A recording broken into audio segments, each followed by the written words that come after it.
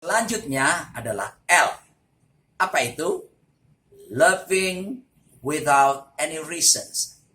Mencintai pasangan kita, keluarga kita, tanpa alasan. Kenapa ini? Karena memang di dalam Alkitab menjelaskan bahwa ketika suami istri menikah, pemberkatan nikah telah selesai.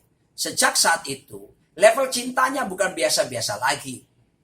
Kalau kita masih pacaran, ya anak-anak muda dengan baik-baik, kamu bisa mencintai seseorang karena punya alasan. Misalnya, waduh, tinggi ya, ganteng ya, ramah ya, sehingga kamu gadis bisa jatuh cinta. Seorang pria pun bisa melihat seorang gadis, cantik sekali ya, aduh matanya bagus sekali gitu. Dan kita punya alasan-alasan untuk menemukan kita mencintai seseorang. Ketika kita masih pacaran itu silakan.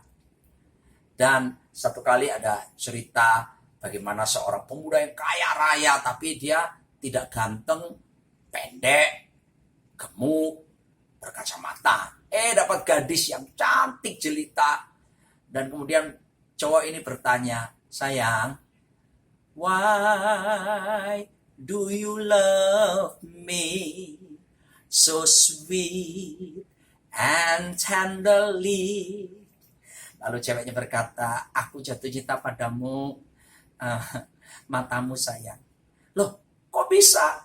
-5 gini kok kamu suka mataku? Mata pencaharianmu sayang. Tentu Anda akan marah kalau dia cinta karena harta Anda. Serius dong, kenapa kamu cinta sama aku? Pribadimu mempesona aku, kata ceweknya. Maksudmu apa? Mobil pribadimu, rumah pribadimu, deposito pribadimu. Sama saja. Ya itu ada alasan. Pasti cowok itu akan marah. Ayo dong, serius, karena aku ingin tahu. Kenapa kamu cinta aku? Padahal banyak cowok datang lebih hebat dari aku.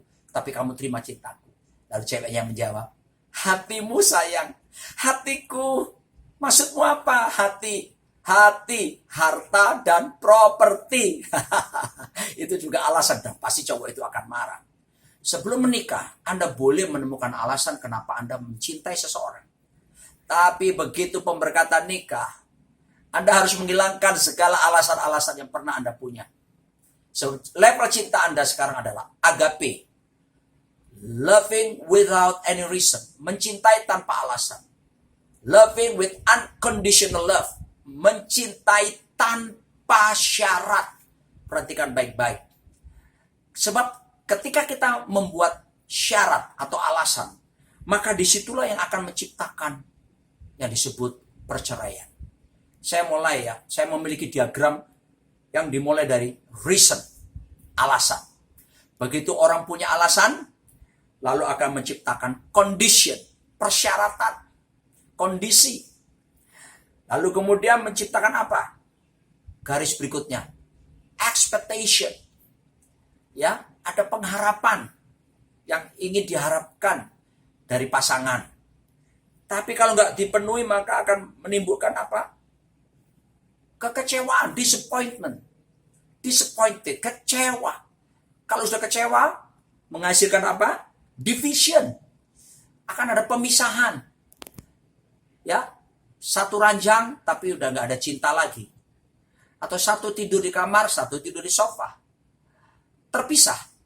Division di dalam rumah. Satu tidur di kamar, satu tidur di kamar mandi karena rupanya apartemennya cuma satu kamar.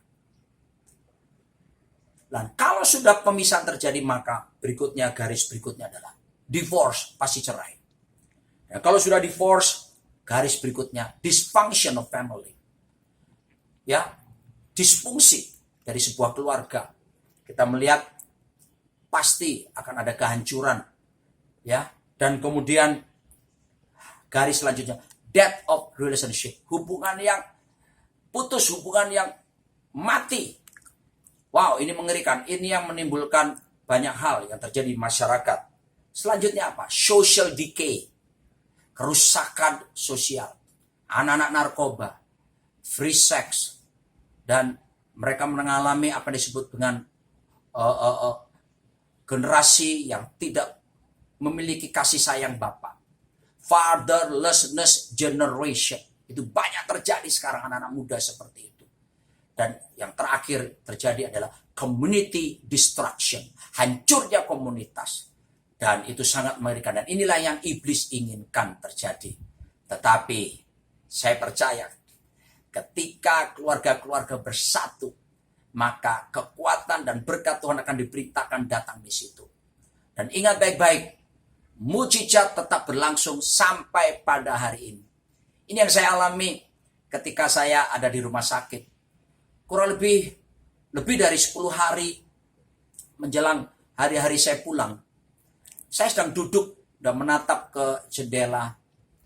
Tiba-tiba saya merasakan ada tepukan di punggung saya. 2 kali begini. Tek, tek, gitu.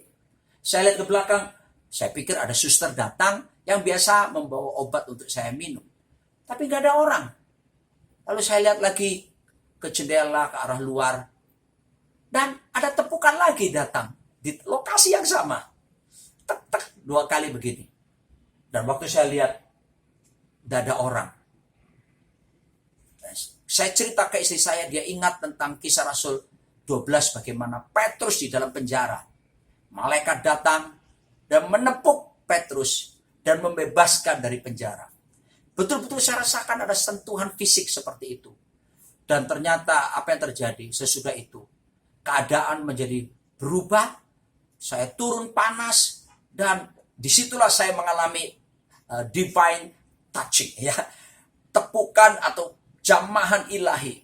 Dia jamah segenap hidupku dan beri damai di hatiku. Oh, semua telah berubah dan aku tahu Yesus jamah ku jadi baru. Saya percaya itu jamahan daripada Tuhan yang memberikan kesembuhan ilahi. Mujizat saya alami dan saya dibebaskan dari semua virus itu. Dan saya mengalami kesembuhan yang luar biasa yang datang daripada Tuhan. Saudaraku, ada harapan. Pergumulanmu apa di sini?